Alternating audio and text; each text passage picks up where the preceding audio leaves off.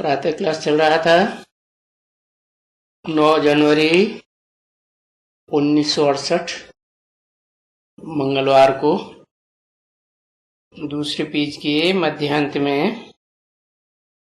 बात चल रही थी। परमधाम से जो आत्माएं आती रहती हैं उनकी वृद्धि होती रहती है। जो भी आते हैं धर्म पिता हैं उनके फॉलोअर्स की वृद्धि। ये तो बुद्धि से काम लेना पड़ता है ना कि गुरु नानक की जिनको गुरु कहते हैं।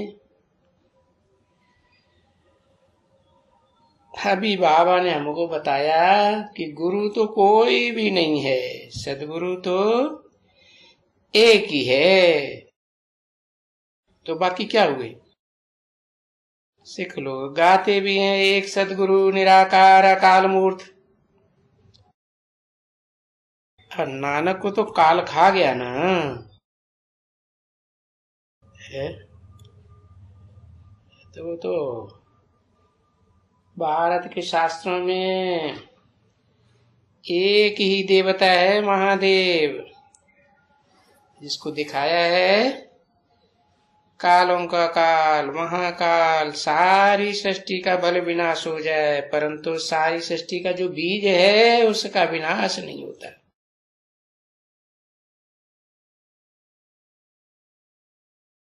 उसी के द्वारा सच्चा सद्गुरु शिव भगवान आते हैं। भले तुम्हारी ये वाणी सुन कर करके हम लिख भी देवे, वो गुरु कोई भी सदगति दाता नहीं हो सकते, क्योंकि मनुष्य गुरु है ना, सबका मन चलायमान रहता है। मनुष्य भगवान हो नहीं सकता जब तक राजयोग के द्वारा मन के ऊपर पूरा कंट्रोल न करे। बाबा ने कहा है ना, बहुत लिखते जाओ कि सदगति दाता सर्व का सदगति दाता एक ही है। कोई भी चंचल मन वाले मनुष्य नहीं हो सकते हैं।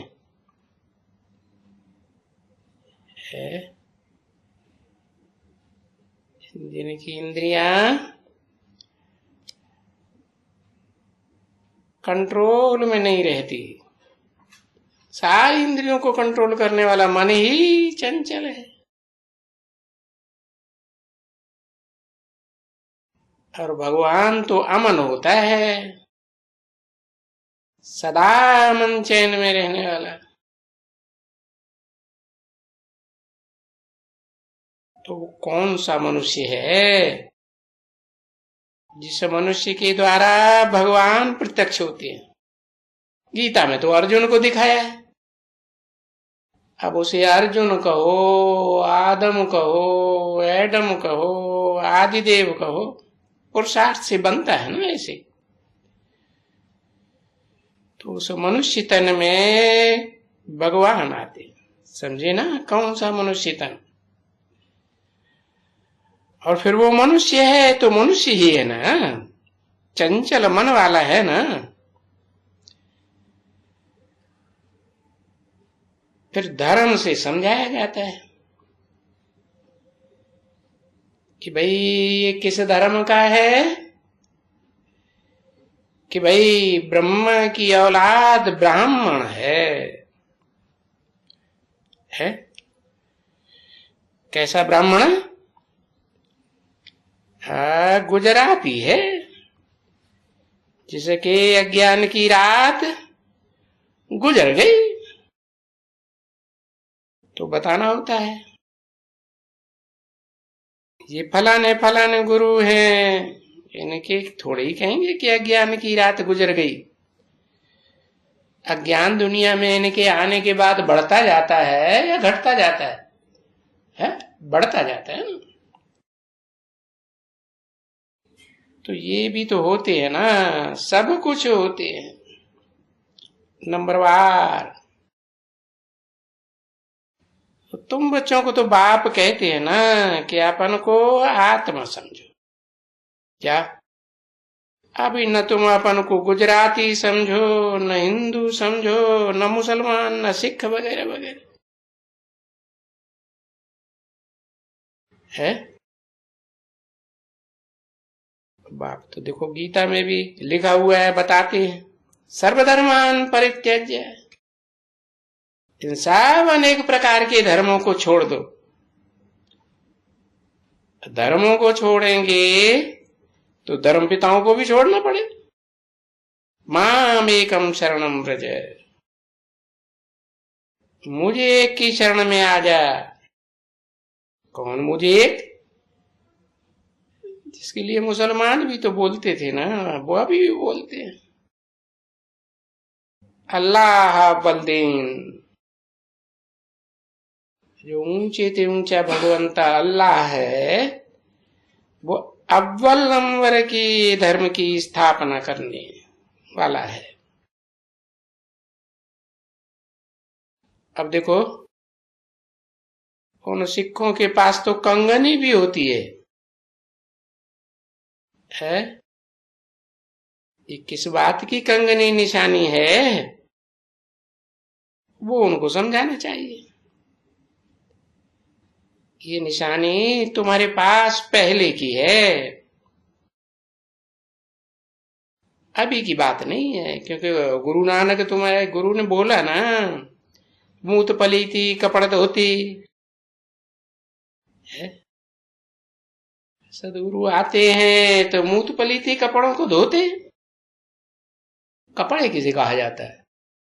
ये मनुष्य का शरीर ही कपड़ा है ना, आत्मा का कपड़ा है।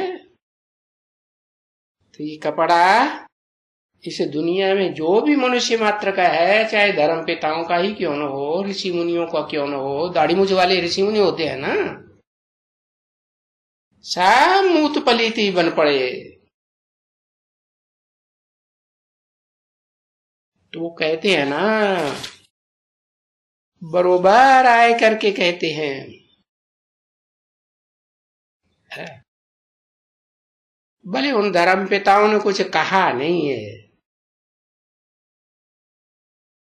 ये तो पीछे वाले हैं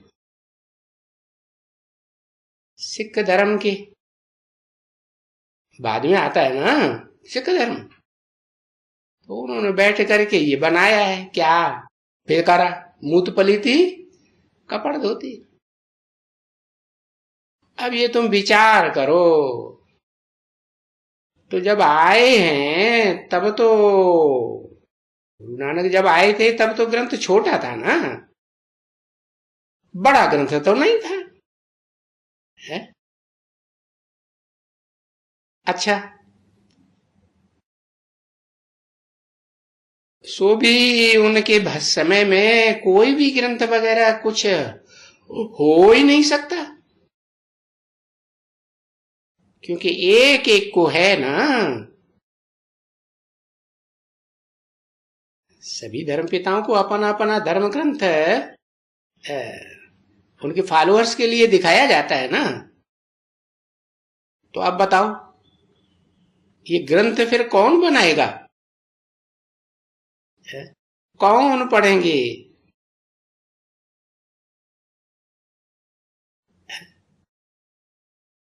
ये तो जब भी बहुत होते हैं तब ये सभी उनके लिए महिमा सब बनाते हैं।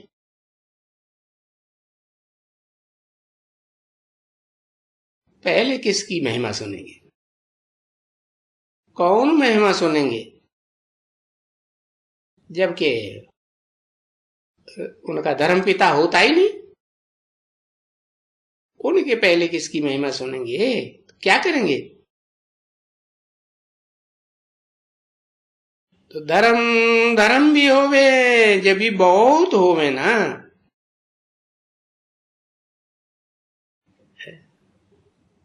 तो धर्म पिता के फॉलोअर्स की संख्या बढ़े ना। नहीं तो एक आदमी का धर्म कैसे चल सकता है? तो जब उनसे धर्म पिताओं से मल्टीफिकेशन हो गए और फिर मल्टीफिकेशन होते होते कुछ हजारों लाखों की तादाद में हो जाए, तब उनका वो कुछ गायन निकले धर्म पिता का बाहर में, और फिर उनका वो शास्त्र वगैरह कुछ बैठ लिखे बनावे। तो ये जितने भी धर्म शास्त्र हुए हैं ना धर्म गुरुओं के, धर्म पिताओं के, वो तो बाद में लिखे गए हैं। धर्म पिताओं ने आकर के कोई शास्त्र थोड़े ही लिखे थे। अरे उन्होंने तो सुनाया था बरबली मुख से कि शास्त्र लिख करके गए। ये तो बहुत बाद में बनाए जाते, पीछे बनाते हैं ना बच्चे। और हरेक धर्म पिता का पीछे बनते हैं धर्म ग्रंथ।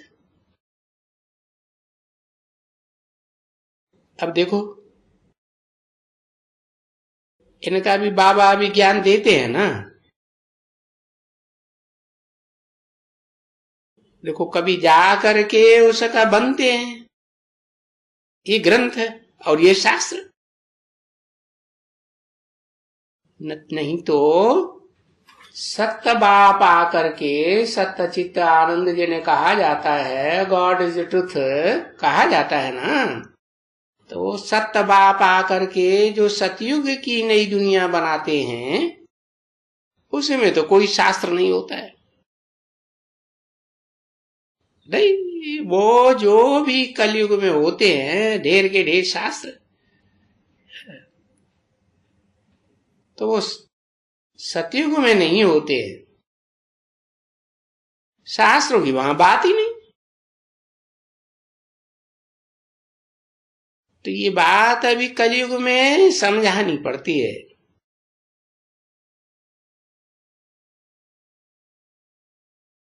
परंतु ये समझाने से भी पहले वन, गॉड इज वन, ऐसे नहीं सर्वव्यापी है, मेरे में है तेरे में है, नहीं। ये समझाना होता है कि बाप को याद करो तो तुम्हारा विकर्म विनाश हो जाएगा। है? कौन से बाप को याद करो? है? उस स्वरूप को याद करो जो साकारी सो निराकारी, निराकारी आत्मा, आत्माओं का बाप, और साकारी मनुष्य सृष्टि का बाप। एक ही शरीर के द्वारा दोनों प्रत्यक्ष होते हैं। उनको याद करो तो तुम्हारे पाप कर्म विकर्म, जो विपरीत कर्म किए ना, कौन से विपरीत कर्म? कि भगवान ने आकर के जो पढ़ाई थी वो पढ़ाई न पढ़ करके उल्टे ही कर्म करने लग पड़े, ढेर के ढेर धर्म पिताओं की मत पर, मन मत पर, और फिर सदैव करते रहे। तो क्या पाएगा? विपरीत कर्म करेगा, औरों की मत पर कर्म करता रहेगा। जो श्रेष्ठ ते श्रेष्ठ बाप है, आत्माओं का बाप है, ऊंचे ते ऊंचा भगवंत, उसकी मत पर नहीं करेगा तो रिजल्ट क्या होगा? एक दिन सारी दुनिया का विनाश हो जाएगा। क्योंकि देखो अभी देख लो, ये एटम बम बने हुए हैं ना, है? शास्त्रों में लिखा है ना क्या कि यादवों के बुद्ध रूपी पेट में से मिसाइल से में है मूसल निकले। हाँ, तो देखो अभी ये हो रहा है ना, विनाश होने वाला है। तो इन बातों का, विनाश की बातों का भी भाषण करना तो इसमें हर्जा नहीं है। तो भाषण करते रहो, है? क्योंकि ये इतनी खतरनाक एटॉमिक एनर्जी बनी हुई है, जो कहते हैं बनाने वाले कि इस तरह की अनेकों दुनिया का विनाश हो सकता है। तो ये विनाश तो आने वाला ही है। ऐसे नहीं कि ये एटम बम खिलौने बना के रखे हैं घर की सजावट के लिए, है ऐसे तो नहीं। तो वहीं जाकर के तुम किसको कहते हो, है उनके सामने ही जाकर के बताओ, पूछो उनसे कि सर्वव्यापी तुम किसको कहते हो। क्या उसी को सर्वव्यापी कहते हो जिसको अकाल मूर्त करके महिमा करते हो। कैसी मूर्त, मूर्त बने साकार, अमूर्त बने निराकार। ऐसी मूर्त जिसको कोई काल खा ही नहीं सकता, काल से परे है।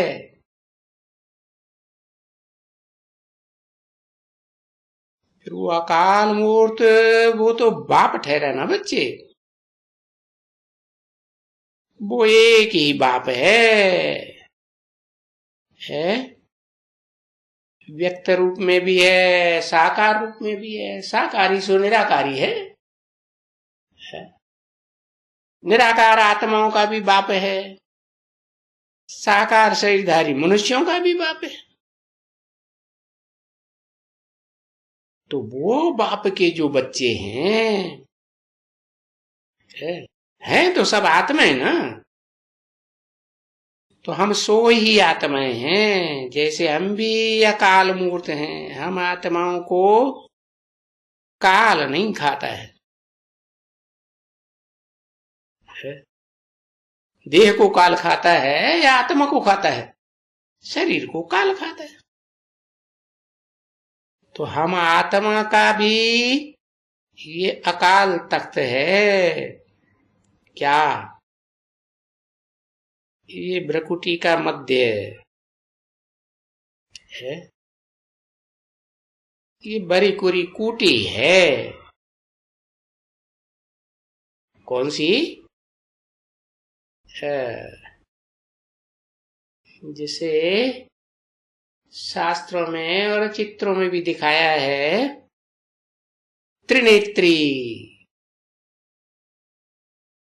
है।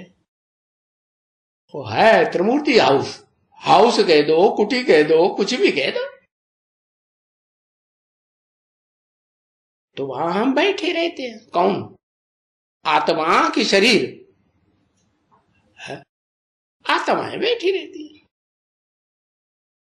और हम आत्माएं एक शरीर छोड़ करके, एक तख्त छोड़ करके दूसरे तख्त पर बैठते हैं।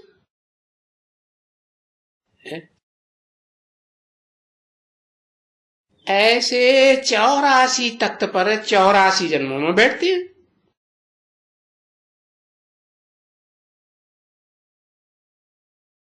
और वो 84 को तो मानते ही है ना। हाँ, उन्होंने 84 लाख योनियों में डाल दिया है मनुष्यों को। अरे आम का बीज होगा तो आम का ही दरख्त पैदा करेगा ना, नीम का होगा तो नीम का पैदा करेगा। तो ये मनुष्यों का जो बीज है, महादेव कहो, आदिदेव कहो, आदम कहो, उस बीज से ये सृष्टि में क्या पैदा होंगे, है? अरे मनुष्य ही पैदा होंगे कि हाथी घोड़े कीड़े मकोड़े पैदा होंगे? मनुष्य से मनुष्य पैदा होंगे। और भगवान आएगा तो मनुष्यों को समझाएगा, जिनको मन बुद्धि होती है। मन बुद्धि से ही समझा जा सकता है ना, कि कीड़े मकोड़ों को, पशु पक्षियों को समझाएगा। हा? सभी मानते हैं ये, जैसे शास्त्रों में लिखा हुआ है क्या, कि वो एक ही मनुष्य सृष्टि का बीज है, अकाल मूर्त है, जिसका गीता में भी नाम तो है ना। हाँ, तो अभी तो देखते हो कि सारी दुनिया पुरानी हो गई है, और इस पुरानी दुनिया में बहुत हंगामा हो गया है। अभी देखो लड़ाई वगैरह कितनी है, तो कोई ऐसे तो नहीं है कि जब नई दुनिया होती है तो लड़ाई झगड़ा मारा मारी होती है। अरे नई दुनिया सतयुग में मारामारी हो सकती है। राम कृष्ण की दुनिया का कितना कायम है, वहां एक धर्म बच्ची, तो एक धर्म होगा तो कैसे लड़ाई होगी। अनेक धर्म होंगे, अनेक धर्म पिताएं होंगे, उनके अनेक तरह के फॉलोअर्स होंगे, तो आपस में लड़ेंगे। मेरा धर्म बड़ा, मेरा धर्म पिता बड़ा, तो उसको मानो, मारामारी चलती रहती है। तो सतयुग में तो जो सत्य बाप का स्थापन किया हुआ युग है, उसमें तो किसी की भी लड़ाई हो न सके है। और सतयुग के तो कोई भी दुश्मन नहीं है। सतयुग त्रेता जो स्वर्ग की दुनिया है, जहां सुख ही सुख होता है, कोई धर्म वाले उसके दुश्मन है क्या? हाँ, जो धर्म है ही नहीं, नास्तिक धर्म, उसकी बात छोड़ दो। बाकी जो धर्म है, नंबरवार धर्म है ना, हाँ, वो सब स्वर्ग को मानते तो है ना। गॉडफादर को भी मानते हैं और स्वर्ग को भी मानते हैं, कहते भी है हेवनली गॉडफादर। अल्लाह मियां ने जन्नत बनाई, तो जन्नत को, हेवन को मानते तो है ना। तो हेवन के दुश्मन तो कोई नहीं है। अब ये बाबा हमारा तो जिनको ये ज्ञान देते हैं, इस ज्ञान के द्वारा, राजयोग के ज्ञान के द्वारा सारे विश्व की बादशाही दे देते।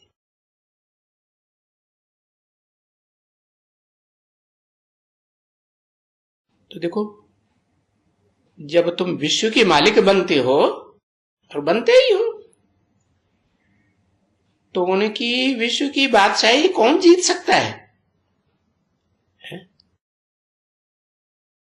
उनकी दी हुई विश्व की बादशाही को कोई जीत ही नहीं सकता। कोई धर्म वाला, कोई धर्म का धर्म पिता अगर प्रत्यक्ष हो जाए, जो कहते हैं, वो दूसरे धर्म पिता कहते हैं कि हमारे पैगंबर जो हैं वो कयामत में प्रत्यक्ष होंगे। तो कयामत में प्रत्यक्ष होंगे तो क्या वो जीतेंगे उसको, अकाल मूर्त को? है उसके ऊपर चढ़ाई करके जीतेंगे? अरे नहीं, वो तो ऐसी विश्व की बादशाही स्थापन करता है जिसकी विश्व की बादशाही को कोई भी जीत नहीं सकता, कोई भी चढ़ाई नहीं कर सकते हैं। है?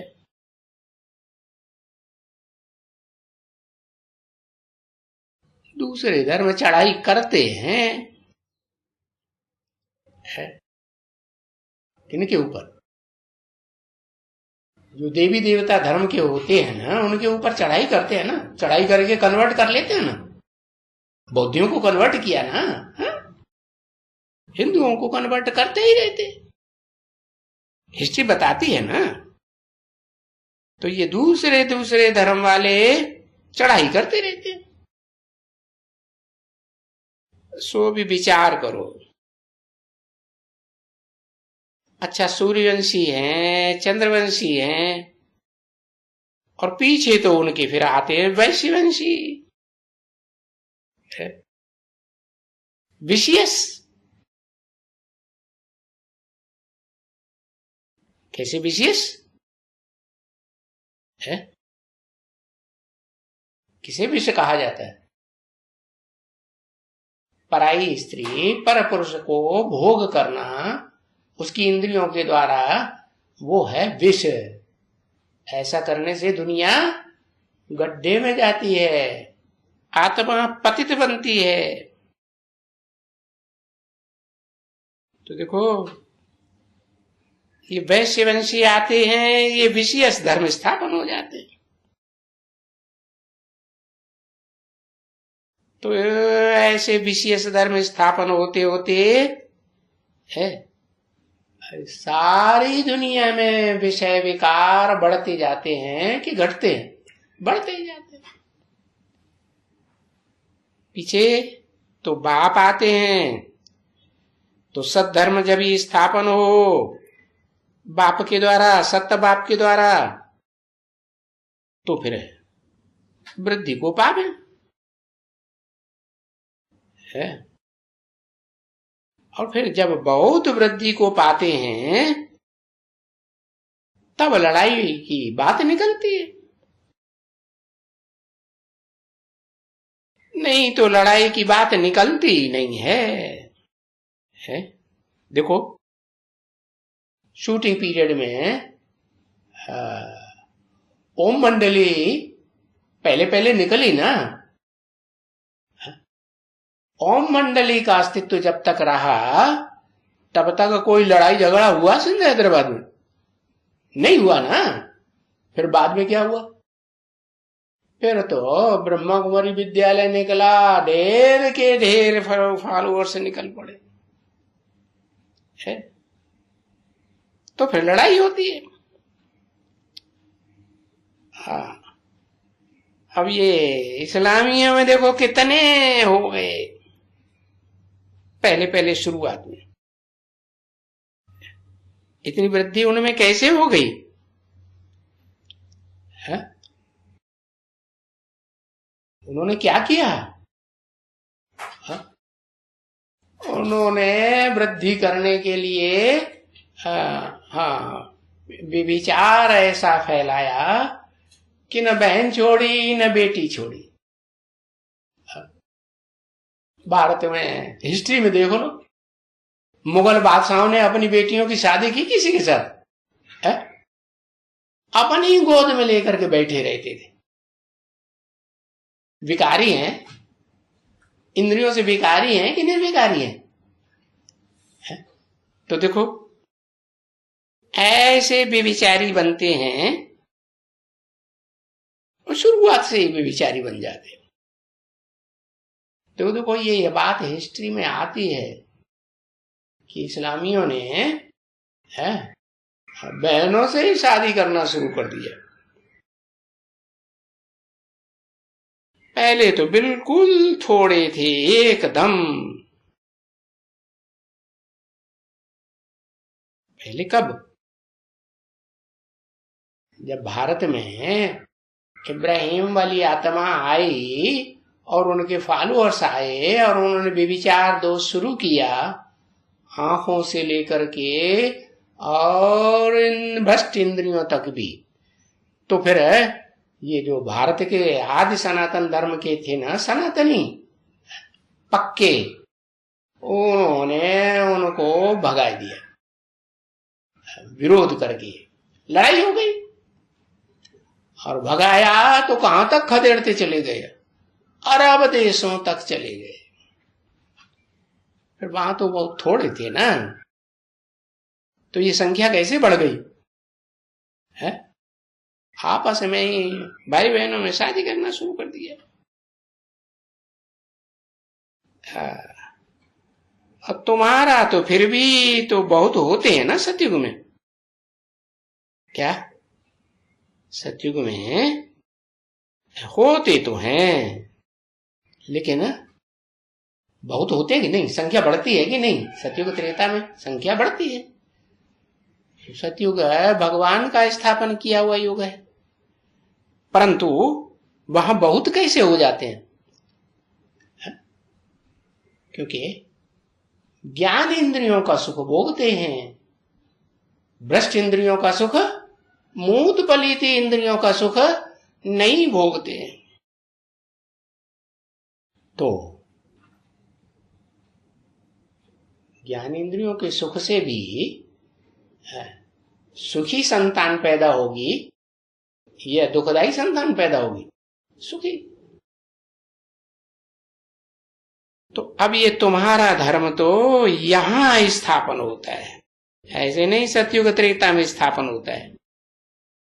यहां माने कलयुग के अंत, और जब सतयुग का आदि होने वाला होता है तो संगम में, उसे कहते हैं पुरुषोत्तम संगम।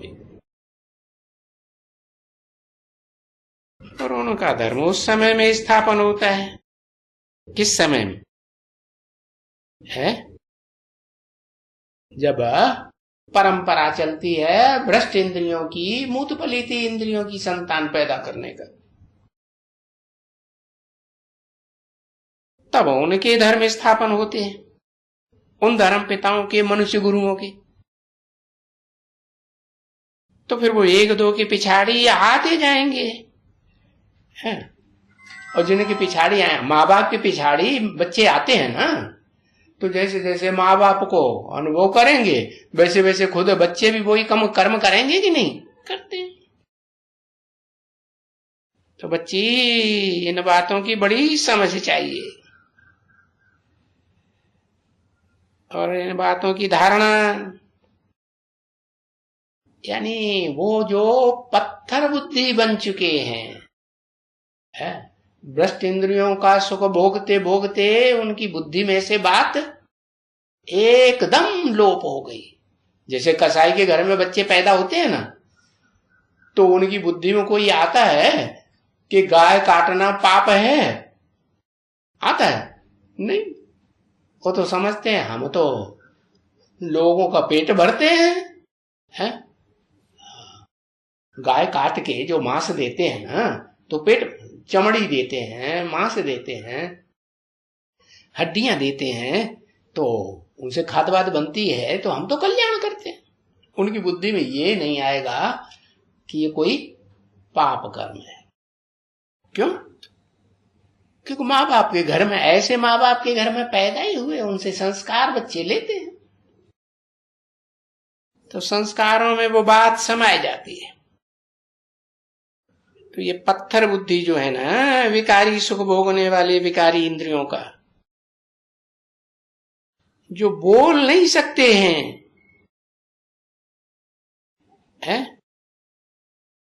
तो उसकी तो ये धारणा ही नहीं हो सकती है। ये बाप जो बातें बताते हैं, वो पवित्रता की धारणा उनमें हो ही नहीं सकती, क्योंकि अपने धर्म के पक्के रहते हैं। वो तो बाबा ने समझाया है ना। अब सब धर्मों के फॉलोअर्स नंबरवार तो होना ही चाहिए ना, एक जैसे होंगे। धर्म पिताएं अलग अलग है तो उनके फॉलोअर्स भी अलग अलग, तो उनका भी विचारों का कोई दोष थोड़े ही है। अब वो ड्रामा के प्लान अनुसार वो पढ़ ही नहीं सकते हैं। जो ऊंचे थे ऊंचा भगवान बाप आकर पढ़ाते हैं, वो पढ़ाई अभी नहीं पढ़ सकते, नहीं, न पढ़ सकते हैं और न किसी को समझा सकते हैं। भले वो कितने भी मत्था मारे क्या कि पवित्रता क्या चीज होती है असली, श्रेष्ठ इंद्रियों से भी पैदाइश हो सकती है, ये वो उनकी बुद्धि में बैठेगा ही नहीं, कितना भी मत्था मारे। बाप कहते हैं कि नहीं, जो नहीं समझा सकते हैं उनका तो पद इस दुनिया में बहुत कम है। 500-700 करोड़ मनुष्य मात्र है ना इस दुनिया में, मनुष्य आत्मा है, तो नंबरवार पद पाने वाली होंगी, नंबरवार सुख पाने वाली होंगी। ऊंचे पद वाले ज्यादा सुखी और नीचे पद वाले उतने सुखी हो सकते हैं क्या? नहीं। तो वो कभी भी नहीं समझा सकेंगे। कि भाई है देवता बनना है और पवित्र रहना है। जो पवित्र इंद्रियां हैं, ज्ञान इंद्रियां, उनका सुख लेना है, भ्रष्ट इंद्रियों का सुख नहीं लेना। ये बात उनकी बुद्धि में एकदम नहीं बैठी। ओम शांति।